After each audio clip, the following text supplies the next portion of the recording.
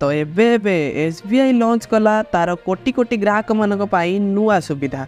तो कौन आछि अपडेट आउ आपणकर जदि एसबीआई रे अकाउंट अछि ताहेले आजिर एई वीडियोटी आपण मानक पाई बहुत ही इंपोर्टेंट रहिबो।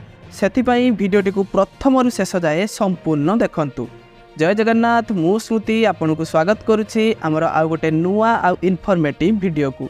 वीडियो जदि पसंद लगे ताले वीडियो गोटे लाइक कर देबे आ चैनल ने प्रथम थर पई आस्तिले एबे ही सब्सक्राइब करी पाखर थिया बेल आइकन ऊपर क्लिक करी ऑल ने सिलेक्ट करिया पई जम्मारो भी भूलिबेनी। स्टेट बैंक ऑफ इंडिया ग्राहक माननकु घर पर्यंत ऑनलाइन बैंकिंग सुविधा जोगाई देवा पई मोबाइल हैंड डिवाइस आरंभ करिछि।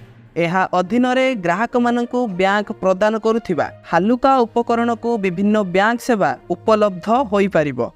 एसबीआई अध्यक्ष दिनेश खारा निजे कहिसंति जे एहार उद्देश्य हेउछि आर्थिक अंतर्भुक्त को मजबूत करिबा एवं साधारण लोकंकु जरूरी बैंक सेवा जोगाई देबा। तेबे विशेष करी स्वास्थ्यगत समस्या रे सम्मुखीन हेउथिबा व्यक्ति, वरिष्ठ नागरिक एवं भिन्नक्षमक निकटरे एहा पहुँचबार साहाय्य करिबो। नुआ पदक्षेप अनुଯାयी प्रारंभ रे 5टी बैंक सेवा जेमिति कि टंका उठाइबा, टंका जमा करिबा, टंका ट्रांसफर करिबा, बैलेंस जांच करिबा एवं मिनी स्टेटमेंट पाइबा एही सब सुविधा रे उपलब्ध करा जाई पारिबो।